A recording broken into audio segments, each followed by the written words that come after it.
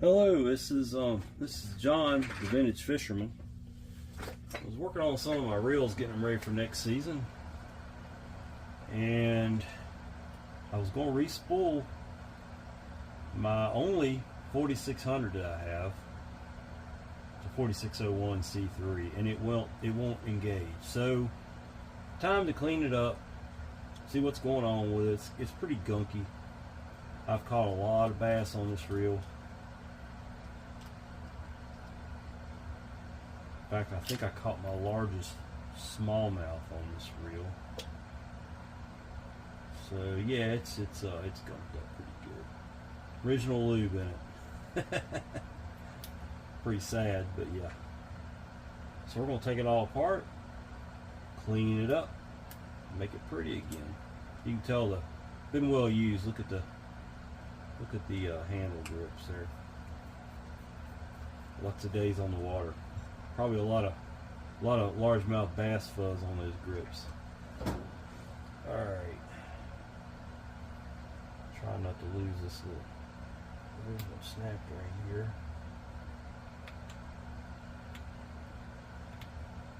There we go. So you take that snap ring off, and then you can take the retaining nut off the handle. And this is a left hand, so I gotta remember I gotta go left with it.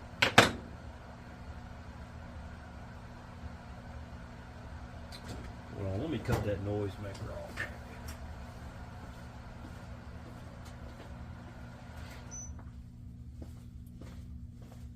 Alright, I'm back. I always forget to turn things off.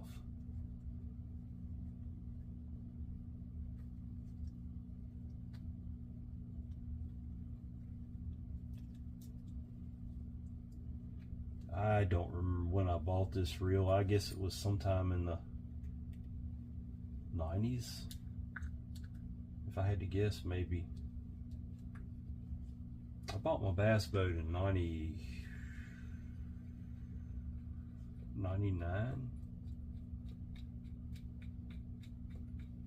That's when I bought a lot of my bass gear. I did have some bass gear, you know, before that, because I had my aluminum bass boat for many years.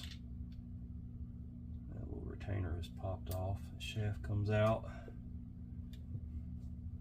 I gotta get that out of there. Get my hook. There we go.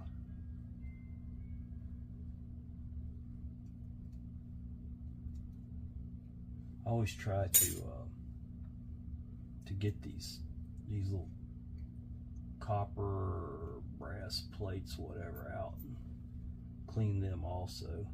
Huh. Well, I had it out. There it goes. Sometimes there's one, sometimes there's two up in there.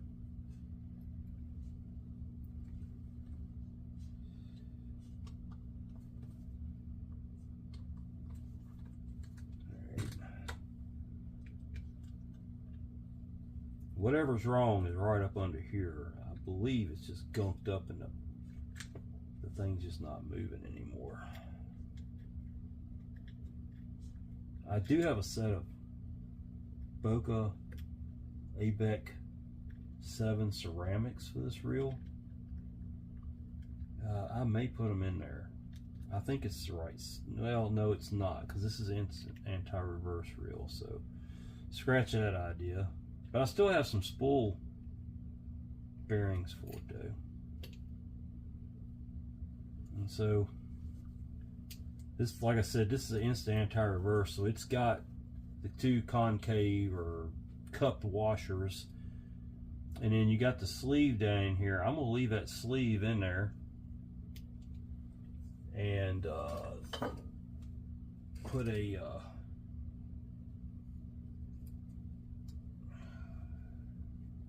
pipe cleaner in it, so the sleeve, I do this because I can clean it good with a brush and not worry about those little rollers popping out, because the sleeve holds the rollers in. Does that make sense?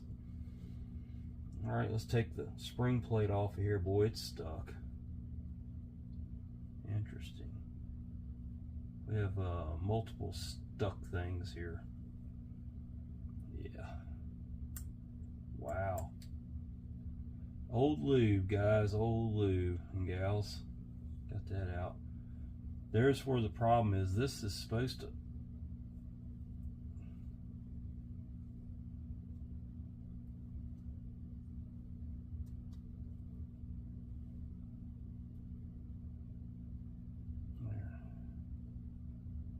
Well, it finally did it. It was just stuck. That old lube is like glue. We'll pull the yoke. Well, I can't pull the yoke yet. Let's pull the... Golly. I know I haven't worked on this thing because I don't put it on there like that. That's from the factory, folks. I don't put lube on these reels like that. That's pretty bad, isn't it?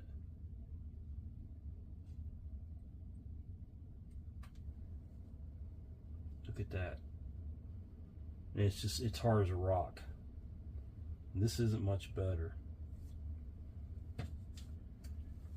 So we're going to take a rag here, and as we go, get the worst of it off of here.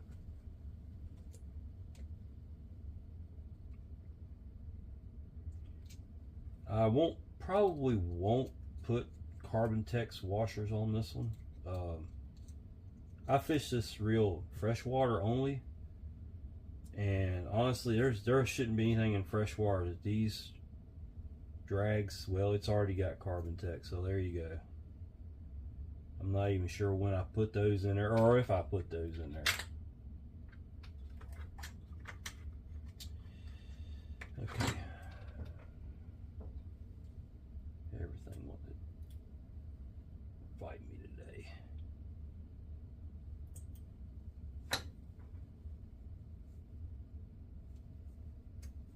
I don't think I put those in there. I think I don't know. I don't think I've ever been into this reel. If I have, I'll be surprised. But those are Carbon Tex washers.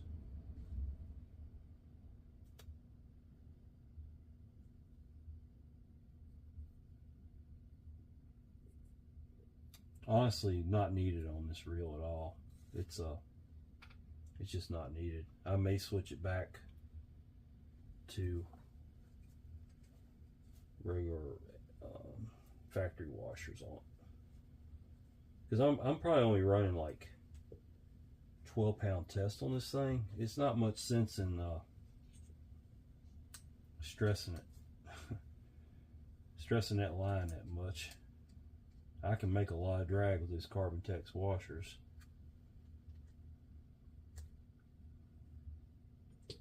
Alright, let's pull the yoke. Wow, that thing is just flat gonked up.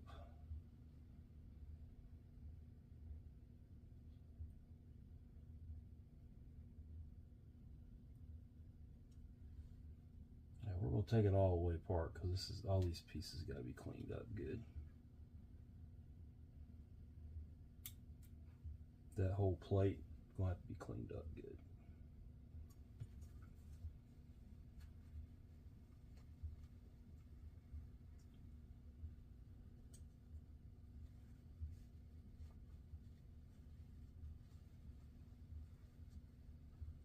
For a reel it's gotten used as much as this thing has. I mean, it's only got a little bit of wear to it there. It's not bad at all.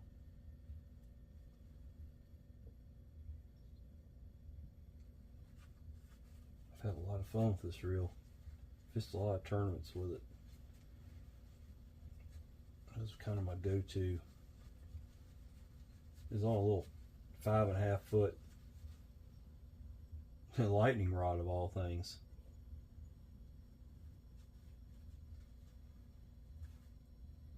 You can snap those pinion gears out.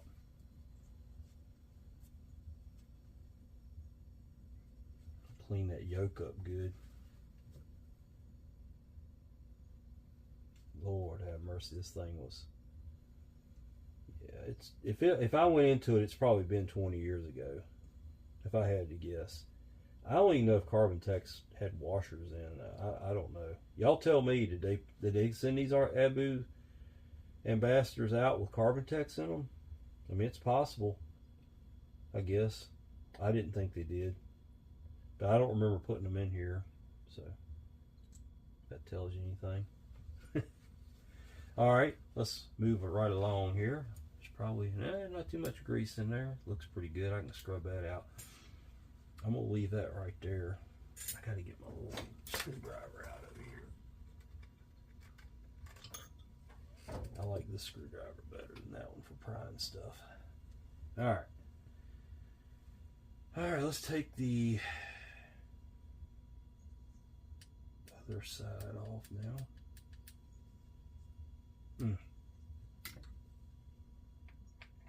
Definitely does nasty dirty. These were the narrowest of frames that they made for the well, I'm gonna say that, but I'm no Abu Garcia Ambassador expert. I've learned that here lately. I've run into a couple things I'm like, what in the world? I thought I knew it all about them. I damn sure don't. Is there a book out there? If so, leave it in the comments. I'd love to have a book to read. I've watched several movies about the Abu Garcia company and how the Mitchells came about and the Cardinals and all that stuff, you know. Kind of understand all that. It's kind of a way to import things into other countries, but I know they were all made in Sweden at one time. I don't know. I guess they've moved a lot of stuff offshore now.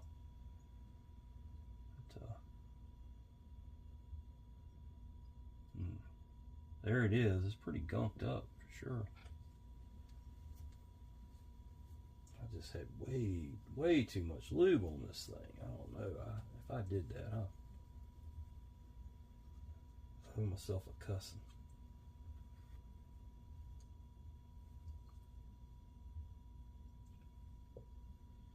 This is a C3.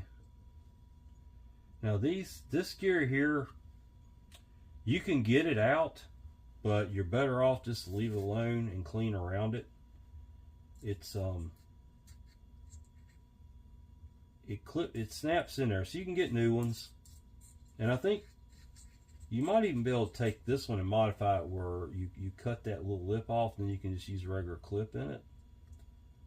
See, there again, I don't really know the answer to that question, but I know one thing's for sure: it's not going back together this daggum dirty. This reel's going to be slick as a ribbon when I get done with it.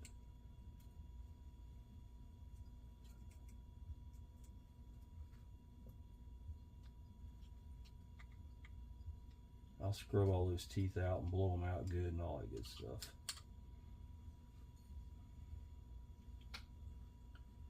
Alright, moving right along here. Take this retainer out. Whew, man, look at the gunk on that. Yeah, this reel's gonna work really good when I get done with it. Amazing. It was even spinning it all. Just testament to how hardy these reels are. I watched a couple videos from other YouTubers and doing repairs to these little guys or these Ambassadors, and I'm impressed by them. One fellow was taking one apart. It was full of sand, looked like it had been pulled right off the ocean floor. Gotta watch these things. Sometimes they have a little shim in there. This one did not have it. Yeah, it's all gunked up. Look at the dirt and that worm gear. Golly. I feel bad. This is one of my reels, one of my personal reels. They should never get this dirty. I can take my stuff apart clean anytime I want to. Anyway, there's the whole reel tore down. I will get back to it tomorrow because I'm headed to bed. It's late. I'm tired. But I appreciate y'all watching. Stick around. I'll be back. Okay, I'm back. I've got this 4601 C3 cleaned up and ready to put back together. Let's do the spool first. I've lubricated the bearings. Let's check them out, make sure they spin good. Find something tapered to put them up on. Oh, that's too small. Well, these bearings are a little bit bigger than what I've been dealing with lately.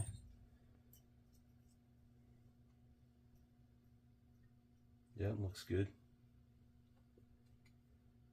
Just looking for it to spin free and not lock up. So, just about messed up now.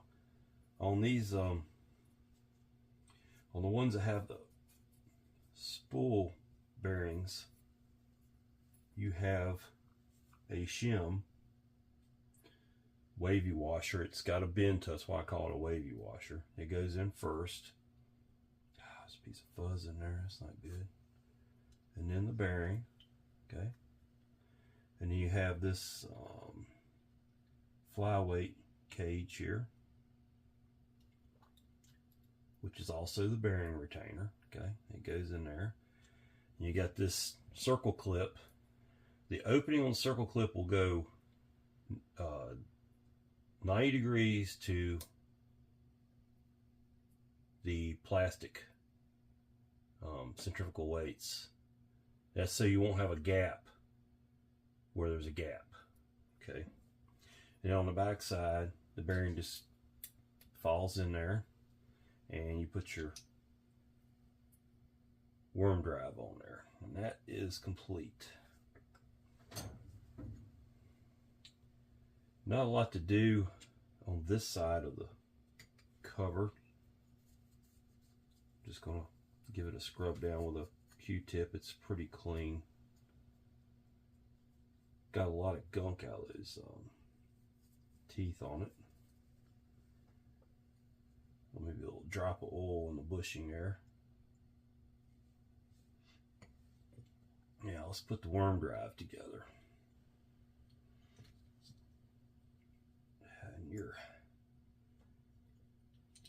And this is a left-hand reel, so everything's kind of a little different, but you'll put your tube in there, and then come on, cooperate, fingers. Yeah, I see some dirt, hang on.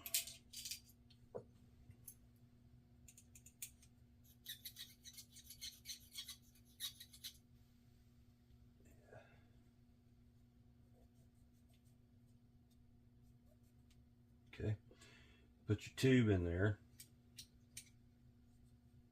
put your line guide in. Lots of different ways to do this. This is the way I do it. Put your line guide in, line the line guide up with the slot.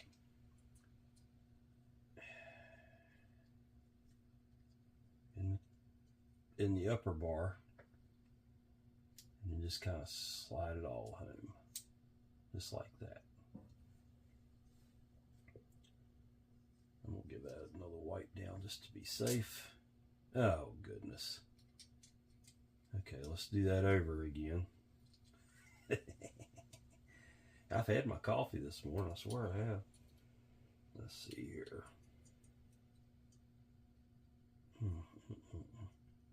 The smaller the reel, the harder it is. I don't know what it is. My finger's just getting bigger and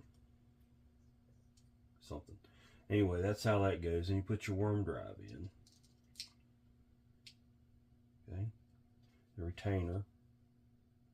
Retainer goes in like this and slides around. It locks that in there where it can't come out. So all that's locked in place now. Give that bushing some oil on that worm drive. A little dab of oil down in there. You got your line, your pawl that goes in there. And this is going to be tight for my big fingers. Once you get it in there, it's going to stick out a little bit like that. If you put some pressure against it and spin the gear, it'll pop in place, and you can check it by running it back and forth with the gear. And then your cap, after I get a little bit of oil on it, your cap will go in on, kind of hold it place and get it started. There was no shim in this one. It's important to note. Some of them do and some of them don't. That's this whole side of the reel.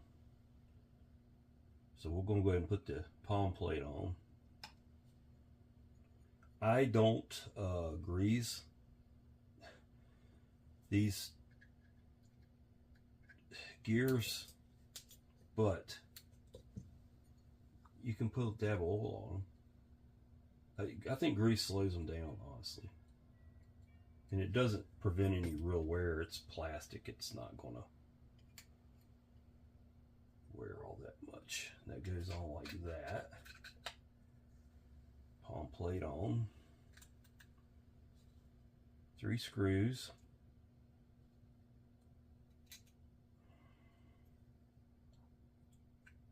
Notice I don't use powered screwdrivers. I know some guys that rebuild reels do.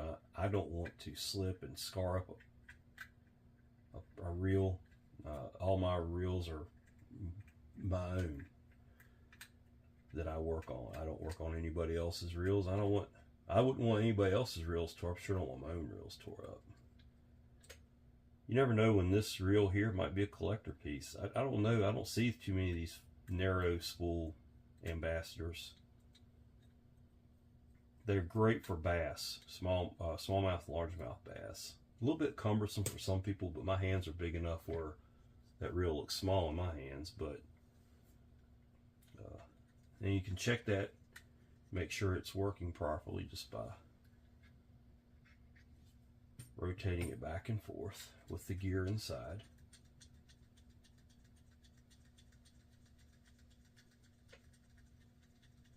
Okay.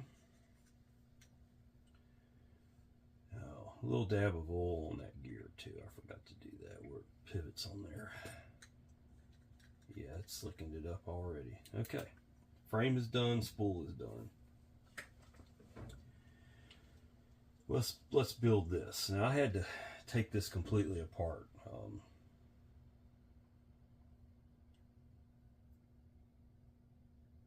So I'm just going to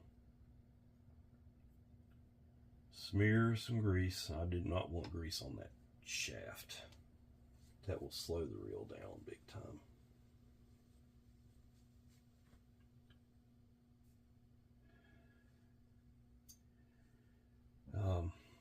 This will go on like this.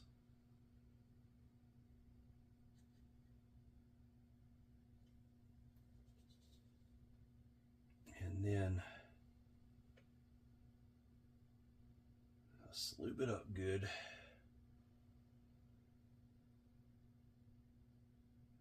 I really like this pin reel grease. It just seems to it lasts a good long time. You don't seem to have too many problems with it.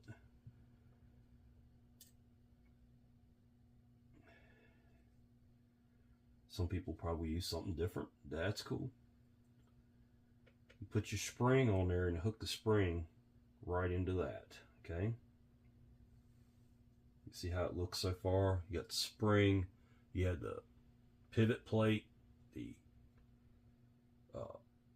I guess this is the spool release, because this is your jack plate, so it'd be your jack plate spool release combination. It goes on like that.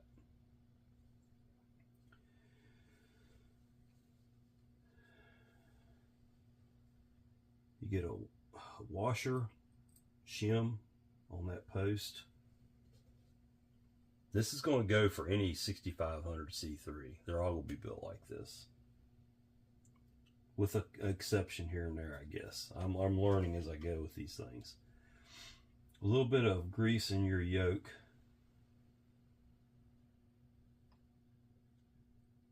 And snap the pinion in. Pinion, you know, it goes in there like this, so you want your drive for the shaft and the spool down in there. And grease that pinion pretty decent. Not going to hurt it. Okay, that can go on. I prefer a dab of oil on each side of that for it to slide up and down. It doesn't move much, but a little bit of grease on the jack plate right there where it meets the yoke.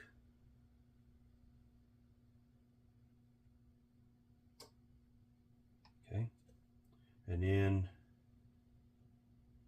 this thing here really doesn't move much, but it does touch the yoke right in here. The spring plate does.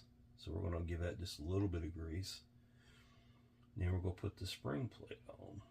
And I got to get it right.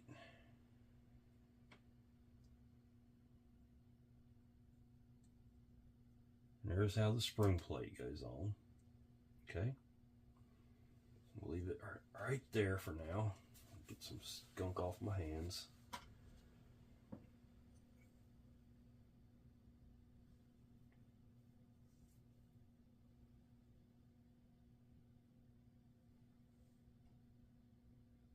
Okay, so your anti-reverse dog on this one is inside the bearing over there, which I still need to clean that a little bit, but you got an anti-reverse bearing on this reel. That will go on there like that.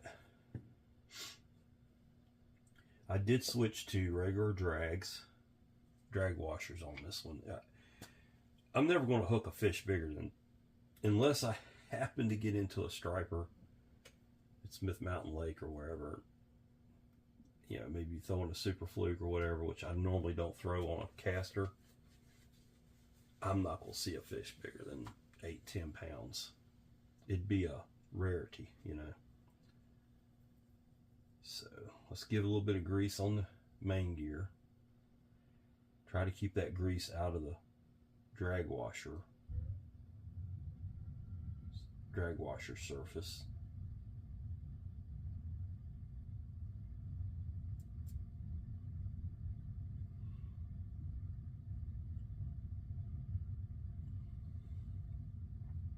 Not that the pin grease hurts drag washers.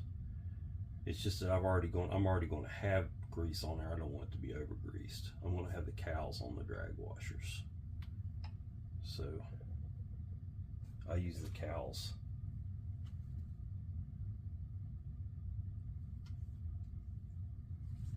Pretty exclusively on the drags. All right, we'll drop the main gear in. Now we can start building the drag. You got fiber washer. I put the cowls on to when I pull my finger back, I see my fingerprint like that. Then you get a keyed washer. Then another fiber. If I get 6 pounds of drag out of this reel, I'm fine with that. I'd probably get a whole lot more even with the stock drags.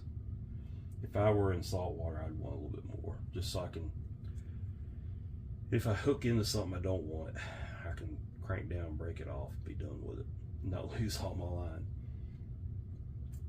There you go. Got a fiber washer at the end and your press, I call it a press plate. I don't know what the technical term is for it. Then you get your concave and convex, which they're both bent the same, but you put them on opposing each other. I've showed this before, but I'm gonna show it again for those that are just showing up for some of these videos. It's gonna look like that. See, it's like a spring. And then your sleeve that goes inside the anti-reverse. This is how all your anti-reverse works off of the sleeve. You got an oval shaped on one end and a round on the other. The oval goes down towards the gear. Okay. Now, let me do something here. I gotta clean this anti-reverse bearing up a little bit. It's a little gunky down in there. I'm just gonna take oh gosh, where'd that come from? There we go. Take a little bit of WD-40 and just rub in there. I have greased these before and just playing, and I think it does better without grease. They have some grease in them. I guess you want some grease, but you don't have to overdo it.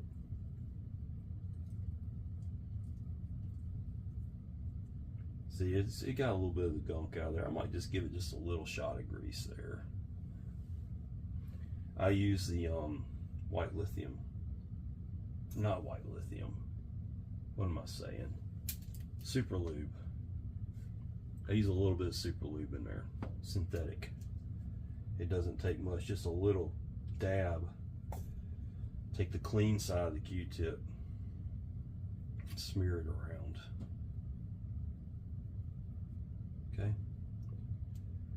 Now, this is ready to go back together. A little dab of grease where those screws go in to hold the top plate. And it all just falls into place. These are a lot easier than the ones that have the anti-reverse dogs on them. And something's holding this one up.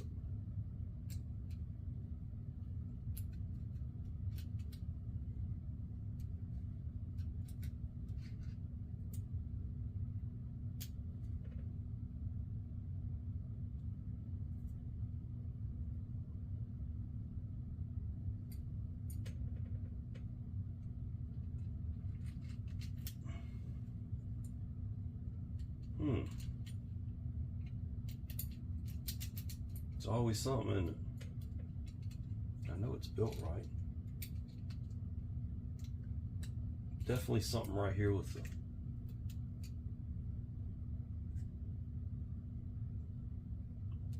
that's all together correctly.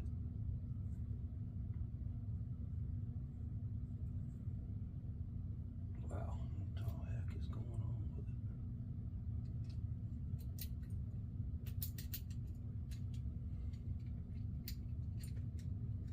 It is correct. It doesn't, it's not,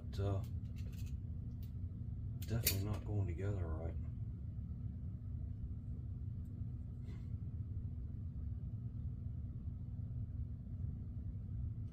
It is 100% correct, but this does not want to fit on there. That's very odd. Very, very odd.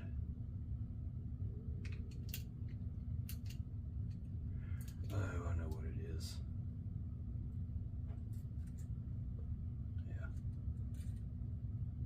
These go on after you get the cover on. My bad, folks. Sleeve first. See it? It'll just pop into place. Yep, that's what it was. And then these go up here on top. And they go opposing each other. Okay. Had a little brain fart there. That's alright though. It's early. Alright.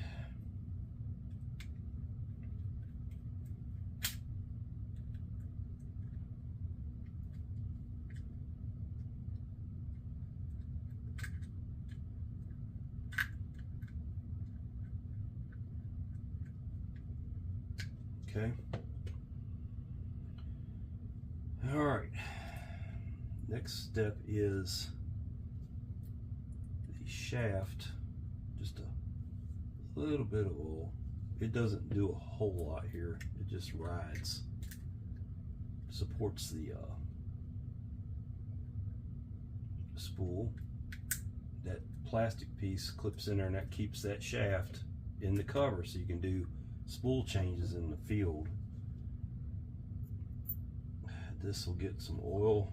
That shim goes down in there and goes against. Did I show that good? Let me back up and punch here for a second. There's a shim. It goes in there. It's square. It fits right down. There's a square. It goes in a round hole. And then this will screw on. That's your spool tension adjuster. Okay, like that. Next is your drag knob. We'll give a little bit of grease on there. Remember, this is a left-hand reel. It's 01, so it gets the left-hand threads. Make sure it's threaded straight. The best way to check and make sure something's threaded straight is to back it up until you feel it click into place and then go forward with it. It's an old trick I learned. I'll show you that. See, like if I'm crooked here, I'm going to back it up and you hear how it popped, and it'll just go right into place. And you have to kind of hold that shaft.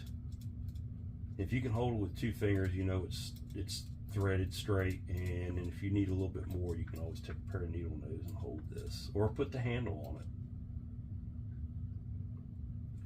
Then it gets this washer, and it goes with the bend down, okay? Then your handle, look how clean the handle came out on that. Remember how grungy it was? Real proud of that, it looks good. Then you get the clip goes on next. Don't lose these. If you do a lot of if you have a lot of these reels, buy a bag of those clips. You can get like 12 of them for a few bucks or something off of eBay. Definitely worth it.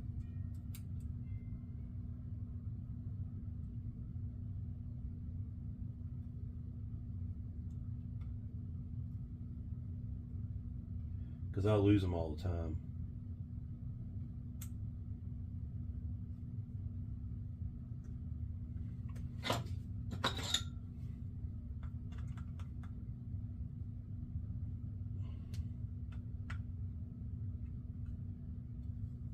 And you put that on.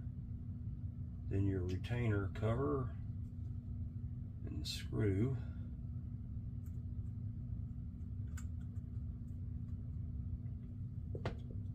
There is the drive side. This reel's almost done, believe it or not.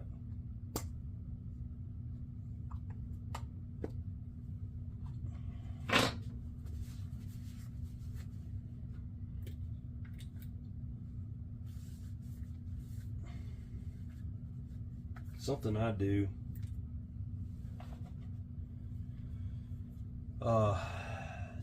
you don't want oil on this ring right here. That's your brake. That's where the flyweights go out against. Kind of want them cleaned up as much as you can too. Doesn't have to be perfect. In your spool, you don't have to oil the shaft. Spool goes up on here. Make sure those flyweights go inside that cup, that ring. And I always don't have to, but give those threads just a little bit of grease, just a little dab. I haven't had too many of those stick.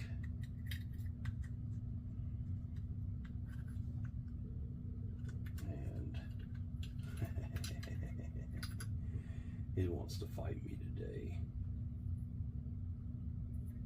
There we go. Alright, on the ones with the ultra cast design, pull the thumb up. Oh, come on. What the world? What is holding this thing up? There it goes. So you pull that back towards you if you're holding it real like this, or in the up position, and that gets it lined up with the spool release.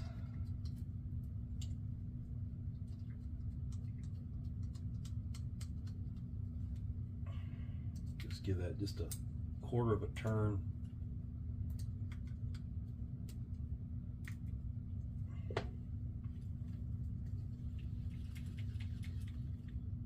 Let's give it some drag. Oh yeah, that's good.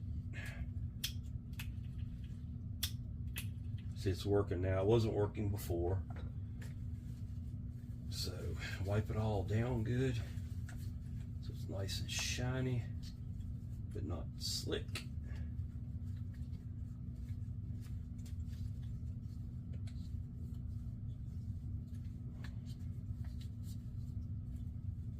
I've got to put line on it. I usually run 12-pound. I like Suffix titanium on these reels. Had really good luck with it.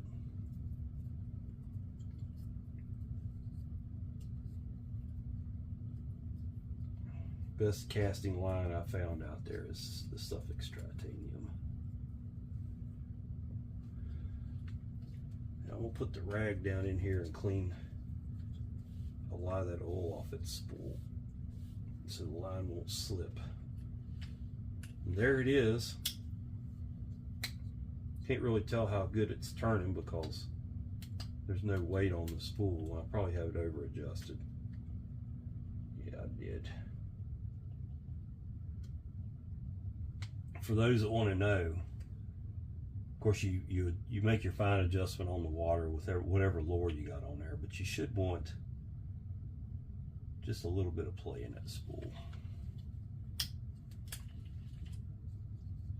And how you adjust on the water is personal preference. You know, some people back that thing way off and they use their thumb for every bit of it. Some people rely on the reel to do the rest.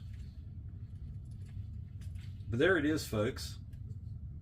A 4601 C3. It'll work for the 4600 C3. It's the same reel. So if this is a left hand, I use all lefties. Anytime I'm casting and cranking, working a lure, it's going to be on a left-hand bait caster. If I'm surf casting or on the pier and casting the bait out and it's soaking on the bottom, if I'm catfishing, soaking a bait on the bottom, or even floating a bait, if it's not something I'm working a lure, I don't care whether I use right or left. It doesn't matter to me. It doesn't seem to affect me. If I'm working a lure, I have a better feel with my right arm. Plus, when I'm bass fishing, I cast after. If I'm throwing like a super fluke up on a main channel point, as soon as it hits the water and you make that first little jolt, that's when a fish hits. That's why I don't like switching hands like some people do. And that's why I've always gone with the left-hand bait casters for bass fishing and the like. There it is, folks. Thanks for watching. Please like the video if you liked it.